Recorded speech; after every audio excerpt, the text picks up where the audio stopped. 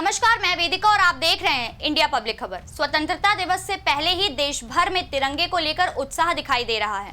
हर घर तिरंगा अभियान के तहत देश के अलग अलग हिस्सों में तिरंगा यात्राएं, रैलियां और कई कार्यक्रम आयोजित किए जा रहे हैं। इस कार्यक्रम में केंद्रीय गृह मंत्री अमित शाह ने भी गुरुवार को नई दिल्ली स्थित अपने आवास पर तिरंगा फहराया। अमित शाह ने इस अवसर पर कहा कि हर घर तिरंगा अभियान ने देशवासियों में देशभक्ति और गौरव की भावना को और मजबूत किया है। साथ ही उन्होंने कहा कि प्रधानमंत्री नरेंद्र मोदी के नेतृत्व में शुरू हुआ यह अभियान आज करोड़ों भारतीयों को तिरंगे से जोड़ रहा है और एक भारत श्रेष्ठ भारत की भावना को और मजबूत कर रहा है। वहीं किंजरापू राम मोहन नायडू, जो कि भारत के केंद्रीय नागरिक उड्डयन मंत्री हैं, उन्होंने भी हर घर तिरंगा अभियान के अंतर्गत तिरंगा यात्रा को हरी झंडी दिखाई। उन्होंने तिरंगे को भारत की भावना और वंदे मातरम से जुड़ा गौरव बताया। 15 अगस्त 2026 को देश अपना 80वां स्वतंत्रता दिवस मना रहा है। प्रधानमंत्री नरेंद्र मोदी दिल्ली के लाल किले पर मुख्य समारोह का नेतृत्व करेंगे, जहां वे राष्ट्रीय ध्वज फहराएंगे, 21 तोपों की सलामी के बीच राष्ट्र को संबोधित करेंगे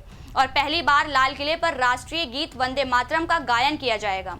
लेकिन आखिर हर घर तिरंगा अभियान है क्या और इसकी शुरुआत कब हुई? हर घर तिरंगा अभियान की शुरुआत वर्ष 2022 में आजादी का अमृत महोत्सव के अंतर्गत प्रधानमंत्री नरेंद्र मोदी द्वारा की गई थी। इसका उद्देश्य देश के नागरिकों को अपने घर पर राष्ट्रीय ध्वज फहराने के लिए प्रेरित करना था। जी हां, सरकार की सोच थी कि राष्ट्रीय ध्वज केवल सरकारी भवनों या सार्वजनिक स्थानों तक सीमित न रहे, बल्कि प्रत्येक भारतीय के घर और मन तक पहुंचे। इस अभियान के माध्यम से नागरिकों को स्वतंत्रता दिवस के अवसर पर अपने घर तिरंगा लाने और उसे सम्मान के साथ फहराने के लिए प्रोत्साहित किया जाता है। समय के साथ यह अभियान एक बड़े जन भागीदारी आंदोलन के रूप में सामने आया। बच्चे, युवा, बुजुर्ग और विभिन्न क्षेत्रों से जुड़े लोग इसमें भाग लेते दिखाई दिए। इस वर्ष यानी 2026 में हर घर तिरंगा अभियान का महत्व और भी विशेष है। दरअसल भारत अपना 80वां स्वतंत्रता दिवस का उत्सव मना रहा है और इसी समय राष्ट्रीय गीत वंदे मातरम के 150 वर्ष पूरे होने का भी अवसर है। इसीलिए इस वर्ष के अभियान में तिरंगे के साथ वंदे मातरम को भी विशेष स्थान दिया गया है। वंदे मातरम की भावना को तिरंगा सलाम